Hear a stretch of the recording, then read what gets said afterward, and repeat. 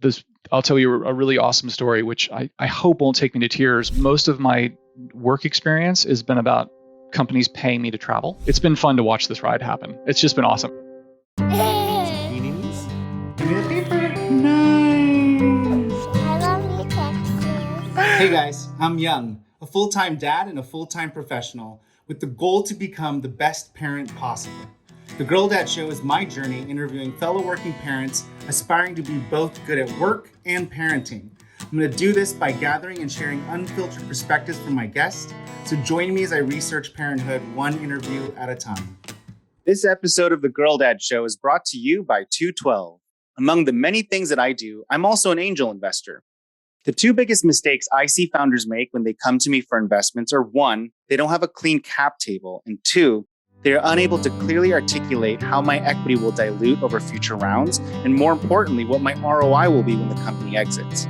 It's very difficult for me to make my investment decisions without these data points. 212 solves this problem for both me and the founders.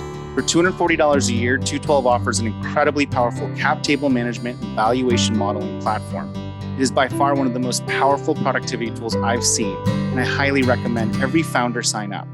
Modeling convertible notes, safes, price rounds, pro rata, liquidation preferences, and exit events is a breeze on 212. Founders can then easily share all these complex calculations and what-if scenarios with investors and close their round much quicker. They're also giving my listeners 25% off their first year's membership costs if you use the discount code TGDS at checkout. And if you're a founder or investor, you should absolutely get on 212 as soon as possible. It's an absolute no-brainer. Dilution is real and complex. Cap table management is confusing and expensive. You need to get on 212 today. What's the point of building a successful company you don't own? Jay, welcome to my show.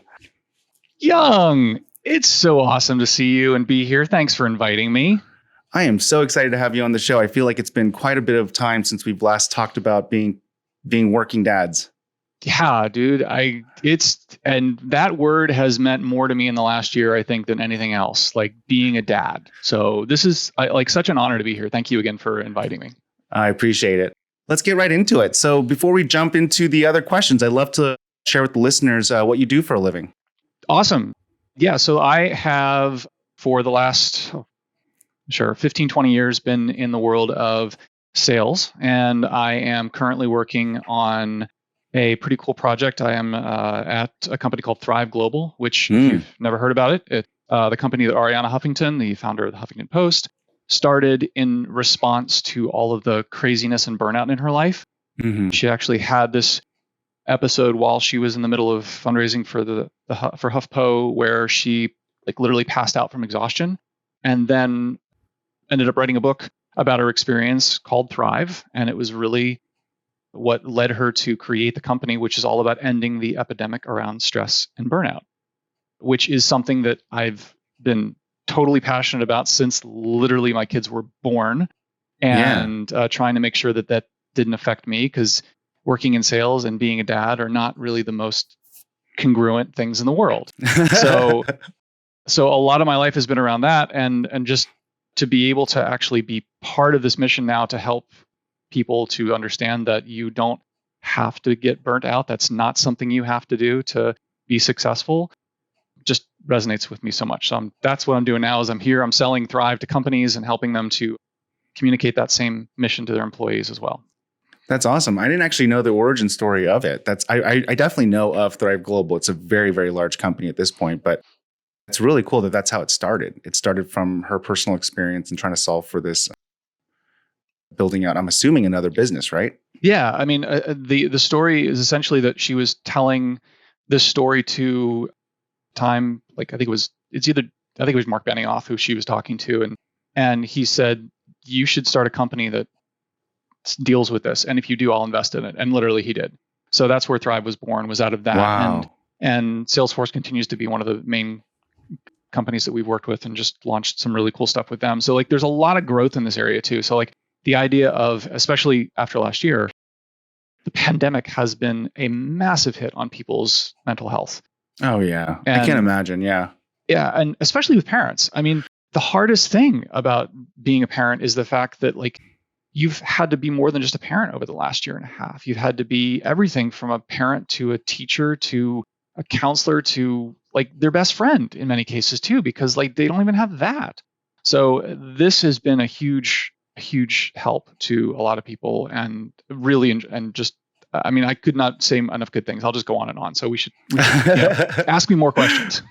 Yeah, no, I love it. I'm so excited to hear how excited you are about the company you're working at. I mean, that's really, really fun, because I think that you do the best work when you're passionate about what you do. You know, wouldn't you say that like it's like the cornerstone of the foundation of like doing really great work, and not to be too punny here because I'm a dad, but you start to thrive when you actually love what you're doing, you know? It's true. I mean, most of the stuff that I've done in my life that I've really enjoyed has been around the passions that have been very personal to me. And, you know, it's one of the hardest things to do in sales is to, you know, sell something you don't believe in.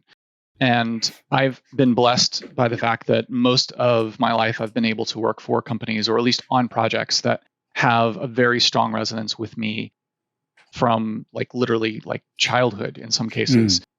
You know, the example there is that I was a huge comic book geek, and about 15 years ago, I got to launch New York Comic Con, this giant trade show that was all about celebrating the comics industry in New York City, something that really just hadn't been around for a while. But like the ability to go work on that was so cool that I used to get like totally geeked out by the fact that like the people who were coming to the show were like literally childhood idols of mine.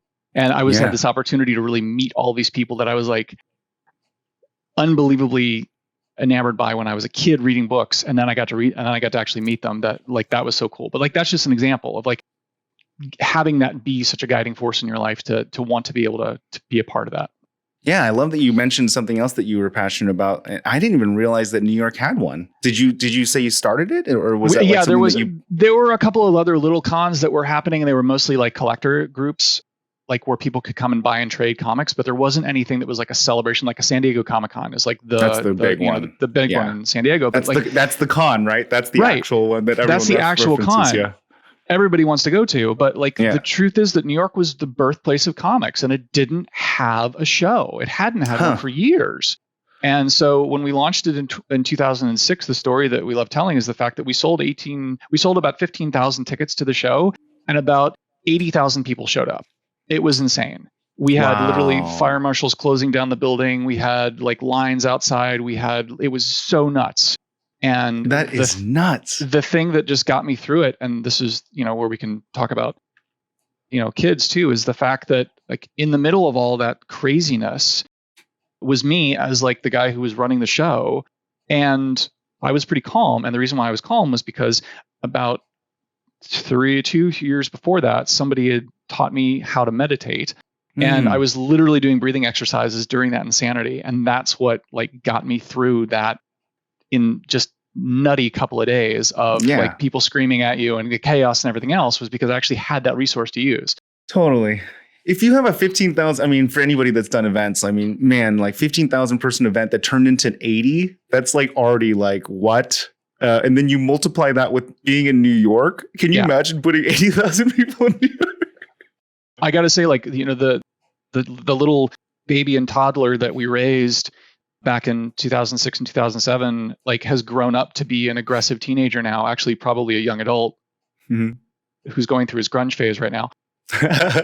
Because like the show is now massive. The show is now like, you know, hundreds of thousands of people that go every year. It's rivaling San Diego, if not beating it year over year in terms of the size. And like when we launched it, we were in 2 halls or 1 hall in the Javits Center, and now it takes over the entire Javits Center, and it takes over a ton of venues around the city, and it's actually become this iconic celebration of comics. And I still go every single year.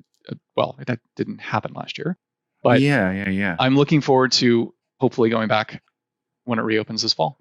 Oh my gosh, that's awesome. And good. I mean, I definitely want to ask you one more question, but let's talk about your kids first. So you're a dad, so let's talk about that. How many kids do you have? Who are they? How old are they? I have 2 boys. They are 13 and 17. Their names are respectfully Oliver and Chase, and they're awesome. They're 2 incredibly independent and very resilient kids, and they are just, I love them. I you know, they're not here right now, so I can say all kinds of nice things, and they can't hear me saying it. So that's good because it just goes to their head when I tell them. But they're awesome kids. I'm assuming at this age, you do need to give them a bit of a hard time, right? Because now they're starting to like, You have develop to. who they are. And yeah. Yeah, I mean, keeping them in check, especially the 17-year-old who thinks he's the center of the universe and thinks that every girl, thinks of him as a Greek god. Yeah, he's definitely somebody who needs a little bit of tempering down. So That's amazing. And then do you take them with you to, well, I mean, you missed last year because they didn't have one, but do you take them to the New York Comic Con? yeah, I do. We've gone almost every single year. The thing for them is that they're not, it's a different era. So like they're not as obsessed about comics, but the truth is the Comic-Con has sort of grown. It's not just comics, it's everything. It's gaming, it's video games, it's movies, and so they look forward to all the other things. I look forward to the comic side of things. They look forward to like oh my God, we get to go see, I don't know, some YouTube celebrity that, that's gonna go interview some people. They're more excited about that kind of stuff. So that's right. Because even at like San Diego, like these Comic Cons are used as media platforms to like push movie stars and actors. And it's gotten really, really commercial. Yeah, that's right. I totally forgot because I remember like growing up, like these things were really like culty, right? They were just very, very focused on specific comics and stuff and the artist and the comic book writers. But I did read about that, and I've seen a bunch of like social media clips of the Comic Cons now, and it's like, yeah, like these A-list celebrities are at Comic Con. It's like wildly different than it used to be when we were growing up. Oh yeah, I mean, it used to be like guys in Hawaiian shirts and ponytails that used to go and collect comic books, and now, you have these amazingly awesome cons. I think it kind of started when I think it was, I'm going to give him credit for it, even though I'm not entirely sure. J.J. Abrams, when he was coming into his own in Hollywood, was a huge Comic-Con attendee. And so a lot of the work that he would do would do that. The other guy is Joss Whedon, who, when he launched Buffy the Vampire Slayer, actually showed Buffy for the first time as a television show at San Diego Comic-Con. And awesome. It went crazy. And then JJ did Lost there. And so those are the two sort of like tentpole things that happened that sort of brought Hollywood and comics together. And then, of course, that's only gotten more infringed together because of Marvel and the whole Marvel Cinematic Universe and everything else. So it's been fun to watch this ride happen. It's just been awesome. As a comic book fan, like every single time they release like some obscure character into a movie, I'm just like giddy because it's just so much fun to watch. Yeah, you're like geeking out about it. Oh, yeah. And then are the boys into comics now at all? Like I know you said that they're interested in the actors, but they're not necessarily interested in the artists, but are they interested in the comics itself? Yeah, they've kind of grown. I mean, like it's kind of gone in reverse. Like they've kind of gotten interested because of the films. Like I've got my Oliver is obsessed with Doctor Strange. He thinks that like he's the coolest person in the world, which by the way he is. And very strong opinions on comic book characters, but Doctor Strange is very, very high on my list. He's pretty cool. Yeah. He's pretty cool. Yeah. But so he is obsessed by that. And so he has now read almost every comic book of Doctor Strange since then. And like, I've kind of encouraged that and probably spent way too much money on it, but that's okay. That's what childhood in comics is about spending too much money on comic books. So he's really gotten into it. The other one, not so much. The other one, I will say, has tangentially enjoyed all of the movies. But the funny thing is that like the 13-year-old Oliver literally was born and grew up with the Marvel Cinematic Universe. Like these were the first movies that he saw. Yeah, that's wild. So to just watch this grow up, I'll tell you a really awesome story, which I hope won't take me to tears, but we watched the final Avengers movie in a cinema. What a wonderful experience. And we got to go see it on like opening day. And it was a very emotional experience for him, to the point where he's emotional, he's crying, he's like really getting into it. And this group of kids who were next to him at the theater literally came over and said, like, thank you. Like, this was awesome to watch this movie with you and to like hear and watch you experience this was so cool because he was that invested in it. Yeah. So I hope that like that carries through and it's not just the movies, that it's the comics and the characters and everything else that keep going in his life.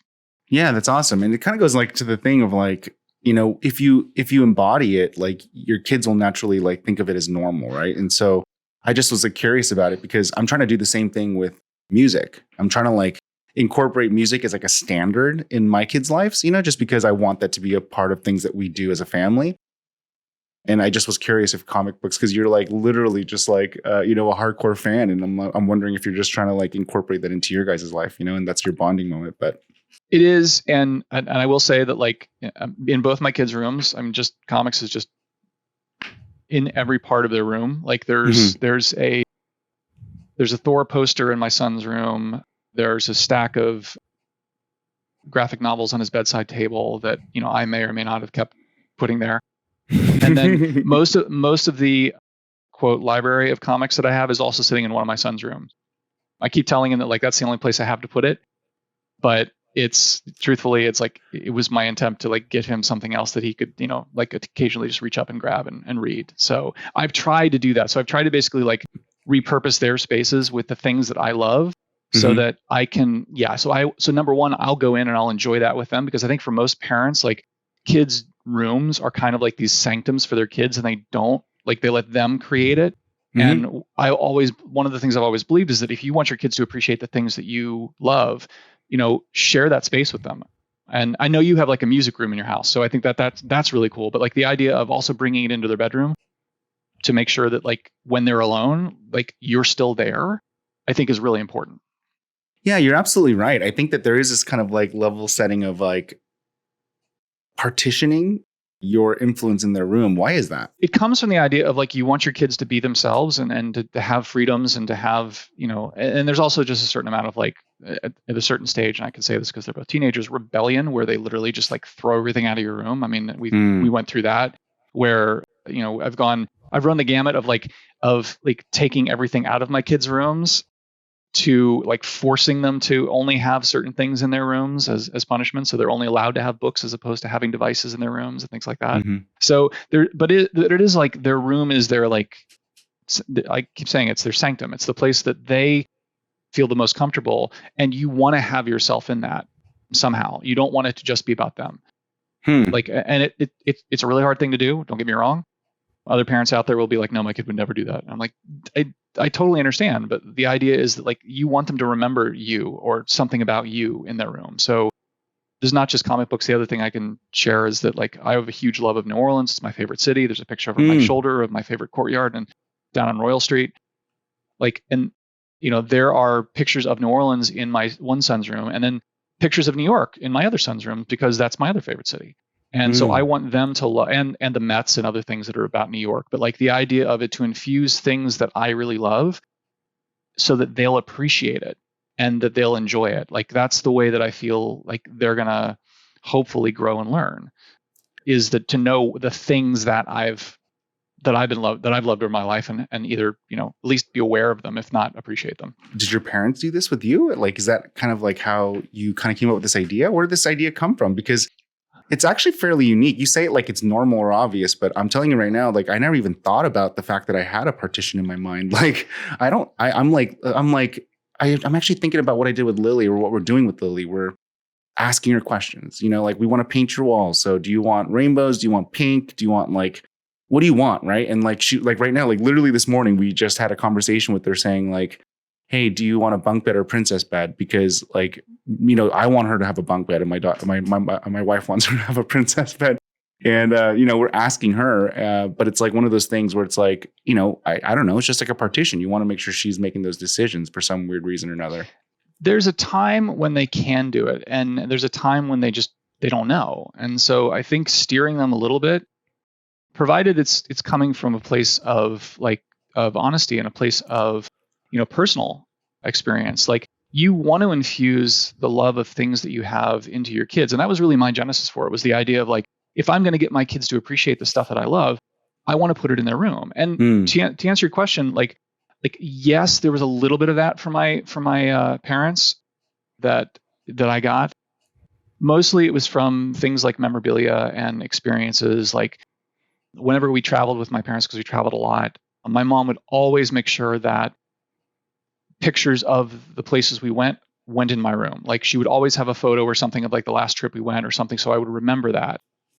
And then she'd also put things that were like antiques and mementos and other things from our family into our room. I still have this dresser that I got from my grandmother when I was like a kid, that was the dresser in my room, that I remember, and it connects me back to my grandparents.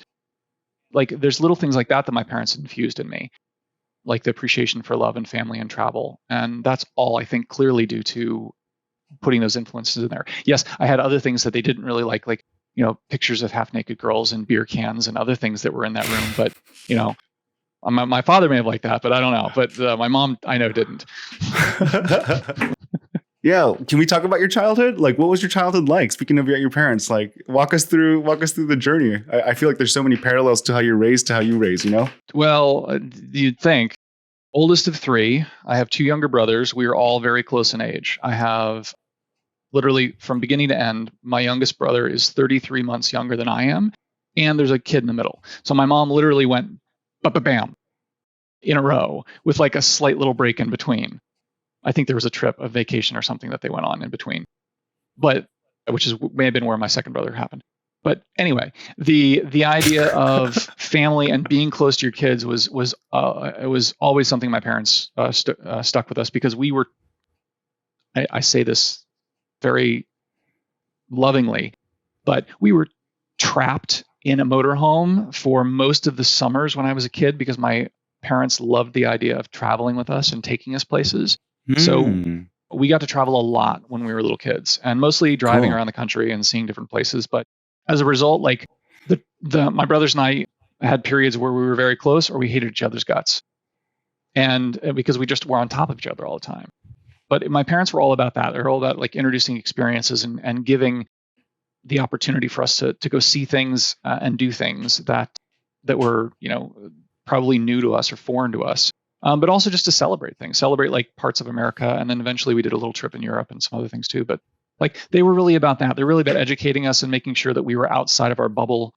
I grew up in Ohio, which is a wonderful place to live for anybody who's living there now. I love it. I'm never going to go back there, but great place to grow up. Very safe, very protective. But if you only stay there, you don't get to see the fact that like there's so much else out there in the world. And that was really what my parents were trying to infuse in me, is there's so much out there, go experience it. And so that's what that was about.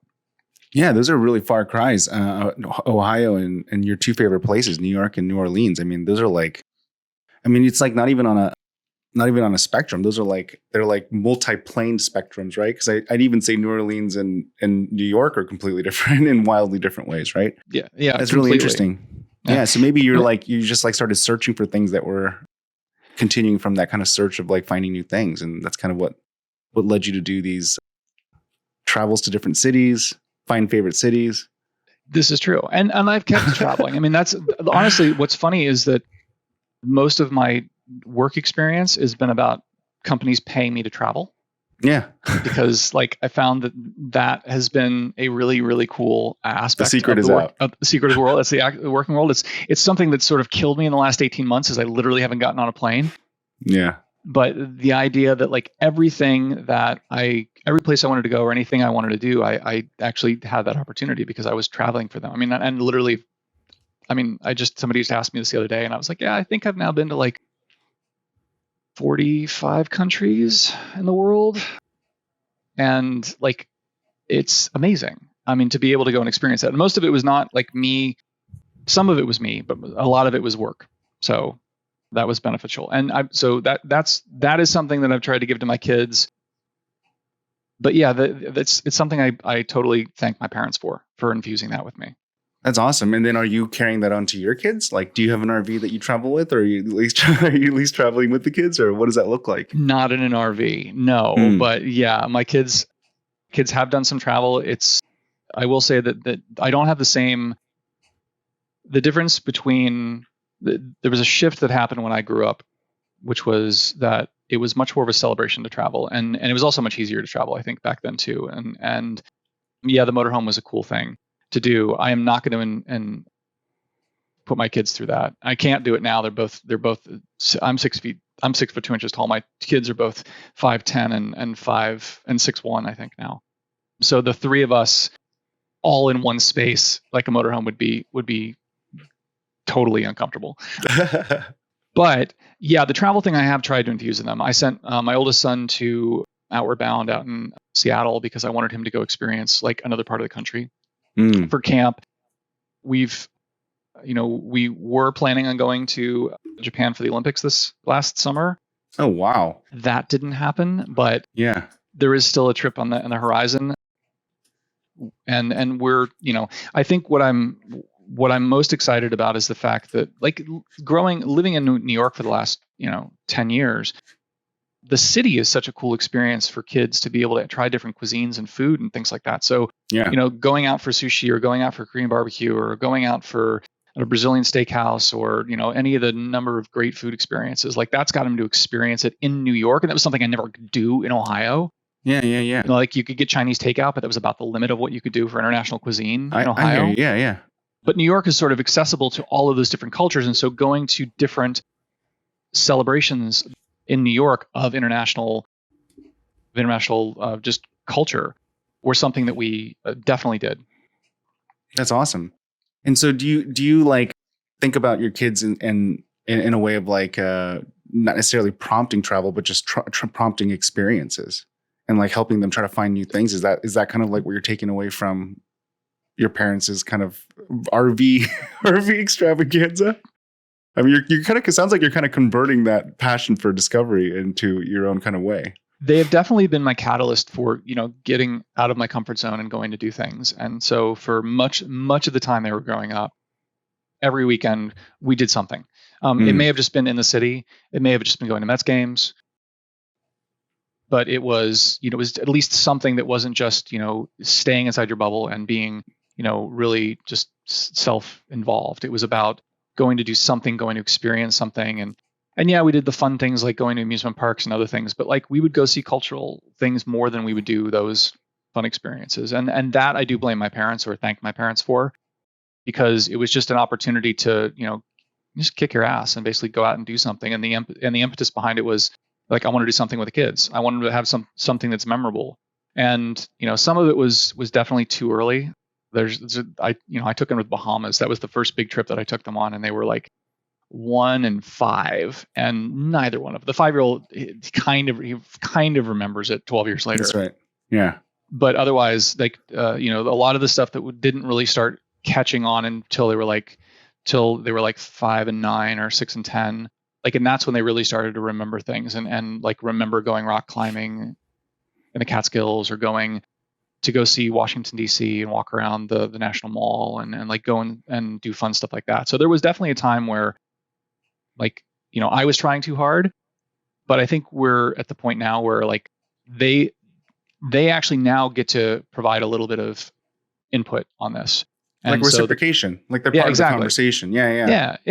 That's exciting. So that's really fun for me now, is to be able to do that, is to be able to talk to them about, hey, like, what do you want to do this weekend? And one of them wants to go up to, they're both, so we can get back to music because you wanted to talk about because you're really big on music. They really want to go up to Tanglewood because somebody somewhere, I didn't do this, has brought out the idea of this big music festival that's in Western Massachusetts, called Tanglewood, which is where the Boston Pops play and like a ton of great music happens. That for them was like, somebody said it to them, because I really don't know where, but they're like, we should go. And I was like, all right, cool. So, and it's opening up this summer, so we're going to go in late August. That's going to be one of our trips, is we're going to go up to Tanglewood to go see music, just go and listen to music. So that's great. Yeah. I love it. I love that it was self-prompted as well. And so as you think about like your childhood and you think about your kids and now they're becoming adults, and one of them is actually going to be an adult, like it sounds like next year, technically, right? Yeah, he thinks he is already, but yes. How are you qualifying success as a parent? Like what do you think that means to you? The hardest thing about being a parent is that you're always second guessing everything you did. Like, is, in hindsight, there's a lot of question of whether or not, they're going to remember this, or they're going to, like, whether or not it was even worth it. That's what like I was saying before about all the stuff I did with them when I was a kid, when we were little kids. But the successful things that I have as a parent are the things that I found that they latch onto, that are important to them, and the fact that they start having those things, they have things that mean stuff to them. And so music is a good one. Both my kids play the guitar. They, we started them. I was a very big fan of music. I played like a ton of instruments when I was a kid. And Awesome. but that's my one complaint though about my mother. She never made me stick with one. So I never became really good at one. I could play the piano, I could play the drums, I can play the guitar, but I'm never going to be, insert name of famous musician here. I know how to do it, so that's great, but Yeah. I don't really have an obsession with any of them. So one of the changes that I made from that for my kids was I really wanted them to pick one instrument and stick with it. And so we picked the guitar because it was the easiest one, and I could play along. And so both of them have been taking guitar lessons since like literally they were holding a ukulele because they couldn't hold a guitar. And that for me has been what's been really cool to see is that they send me songs now that they wrote, or I hear them talking about their friends about what this cool song is and listening to them play it, or like the 13-year-old wants to start a band, or he's recording his own music online and putting little jams together. Oh my gosh. So that kind of thing is fun. And there's other little things that I've done, or that they've done that are just sort of awakenings for me where like they've made it their own and they've really made it important in their lives. And so that kind of stuff is where I really measure myself, is how many of those things am I building in them? How many of those little tent poles along the path are they going to be able to point to and hold on to? That's an awesome answer, man. I love it. So just to kind of do the opposite side of it, how do you qualify success in business and in your work life? Have you learned? I feel like that's constantly evolving as well. Because I mean, it's not. I can't base it on the success of the companies that I worked for. I worked for a ton of really established companies and companies that aren't or companies that are just literally trying to establish themselves. So I've worked both ends of the gamut, working for literally Fortune 50 companies and working for companies that hadn't even made $1 million yet in terms of revenue.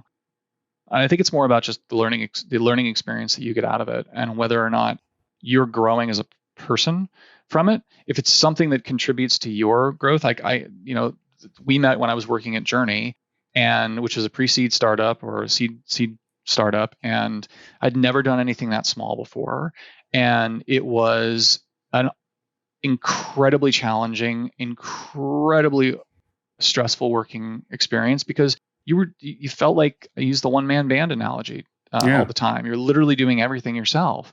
Yeah. And like that was, while it was, an incredible challenge, I think I grew as a person because I recognized how difficult it was to do all of these things, and I got an appreciation for it. And I also was able to go like, okay, I don't want to do that. I don't want to do that. I don't want to do that. So it was also being able to help focus me in terms of what I really wanted to do with my career. So that's for me what success is that are you shaping your skills, or are you testing your skills in a way that is allowing you to get better or grow or sharpen what it is that you do want to focus on?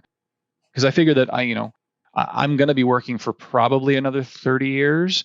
And I'd like to continue to get better and to continue to become really, really good at something that I love and that I'm passionate about. I think it's going to end up being something in sales, obviously, but there's so many different aspects to sales that I got to say that to me is what really defines the experiences that I've had when I look back on what I've done. Yeah, that's a great answer. I mean, I feel like I'm more aligned with that answer as I get older. Like I'm starting to realize that like the importance of work is much less about what I wanted when I was in my 20s, right? And as I keep getting older and older, I'm looking for things that are going to provide the lifestyle that I want, the value that I want, that are going to teach me things that it's like, when you first get out of college, obviously, this is the opposite spectrum. You just want to make money, right? So you can survive and kind of leave the nest and stand on your own 2 feet. And you just kind of have to do, for lack of better words, whatever you can. And then as you start to get older and wiser and you start having kids, you start to realize that like you also need to like in tandem make a living, but also figure out what it is that you want. And I feel like it's such an interesting point because I don't know if that necessarily happened for me until I had kids. Like the moment I had kids, my mind started shifting into this mindset of like, no, I don't want to just do this for money anymore. Like I need to do this for bigger reasons than, and I don't know if you feel the same way, but I feel like that's something that I had a really catalytic moment at when I had kids. Yeah. I mean, this is where I can actually I mean, I'll go back to what I said about Ariana. The work that she did in the book that she wrote was called Thrive. And to define Thrive, she actually went back and looked at how we define success. And traditionally, you're right. We decided that success was really about two things: fame and fortune. And it's kind of like, she talks about it being like a two-legged stool. It can't support you. Like, eventually you're going to fall over. And there needs to be a third leg, and that third leg that she created or talked about is Thrive. It's the idea that you need to continue to grow, and you also need to be connected to something in your life that's important to you. And that, if it's not your own well-being, then it's the well-being of your family, or it's the community that you're in. But whatever brings you to life, whatever makes you thrive, that's what you need to have in your life. Because if you're just going after fame, or you're just going after fortune, you will literally fall on your face, because eventually you're going to burn out. Like, there's not enough there to sustain it, because there's always a higher metric. There's always somebody who's more famous. There's always somebody who's richer. And if you're always trying to just work your way up that pole, then you're never going to get there. But for Thrive, you're the person who defines that. Like, it's your success, it's your community, it's your well-being. And so if you're able to do that, I think you do ground yourself in a way that makes this achievable, whatever it is for you. For a lot of people, it's about like staying connected to their family. It's being really simple. For other people, it's about travel. It's about, I want to make sure that I'm spending enough time like traveling the world, and like the work's nice, but I want to go travel.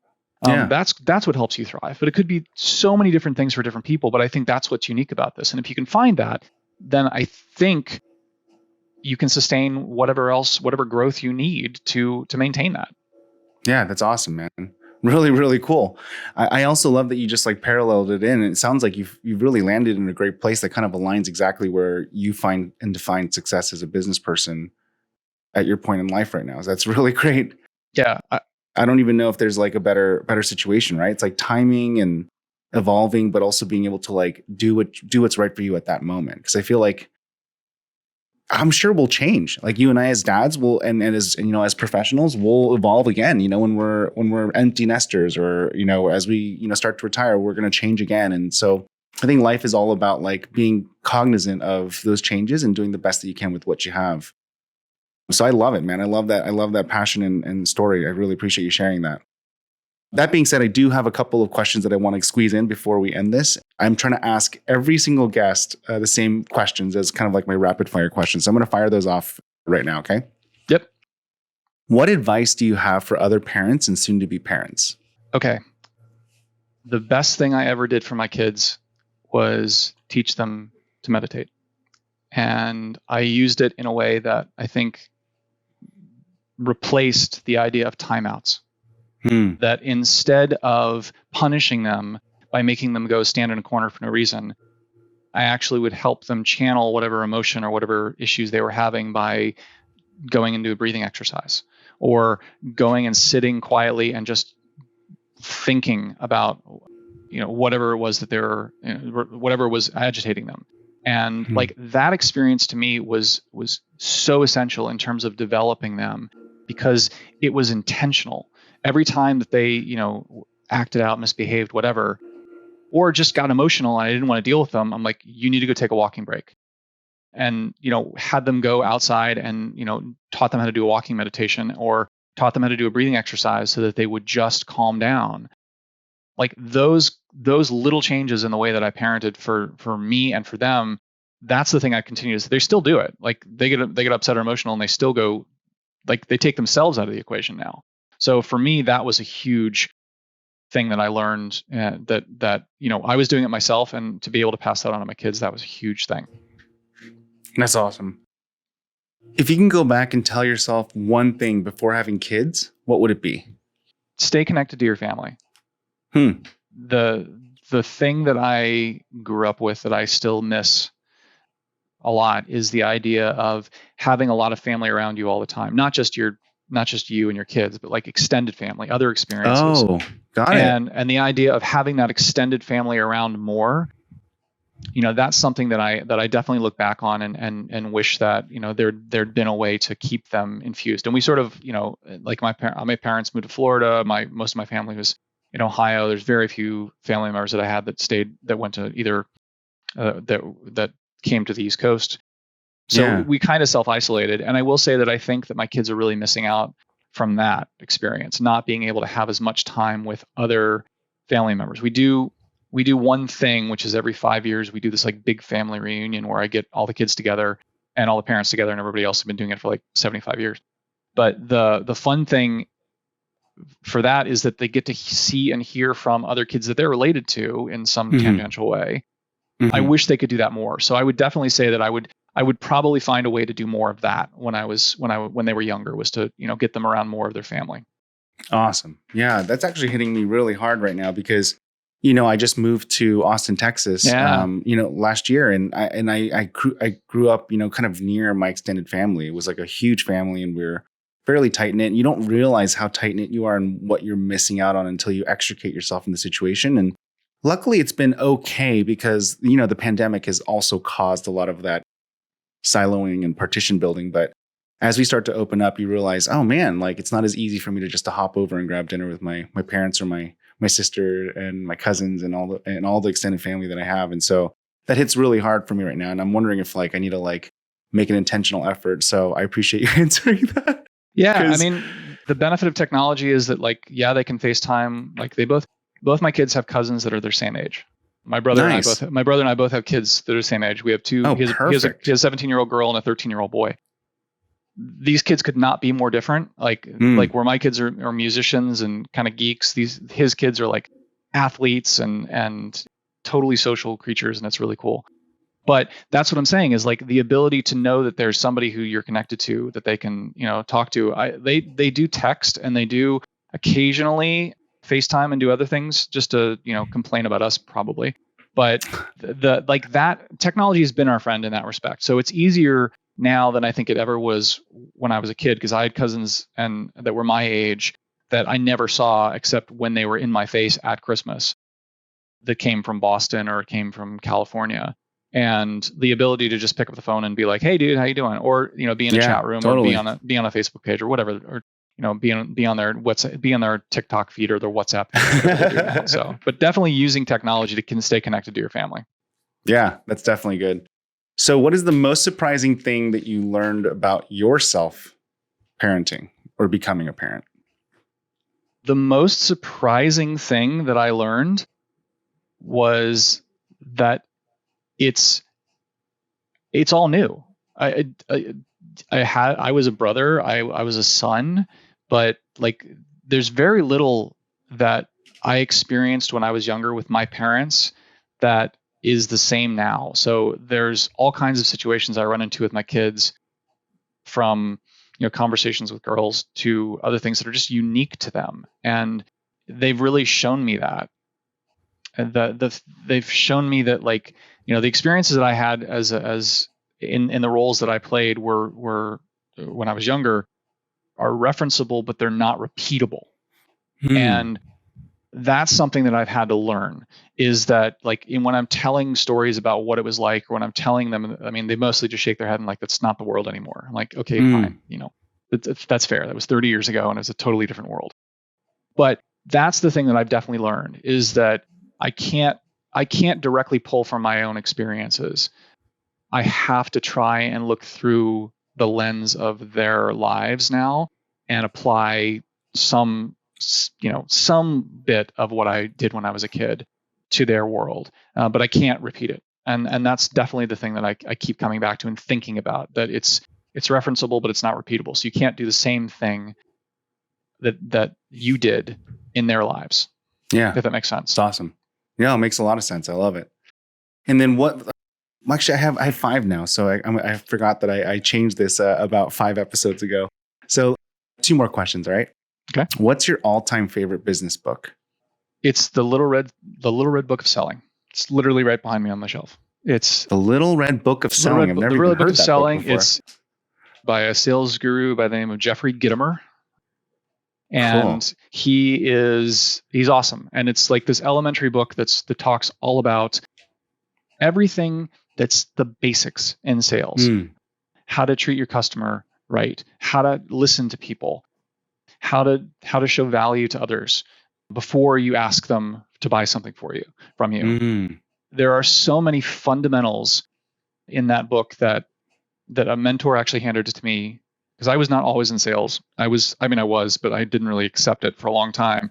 And when I finally said, okay, fine, I'm going to work in sales, a really good friend of mine now and a mentor of mine said, you need to read this book. This is where you should begin. And I still have it. It's a reference for everything I do. And it's definitely one of the best things that I say to anybody, and anybody who works for me. I've bought them the book if they've never read it. But yeah, the Little Red Book of Selling.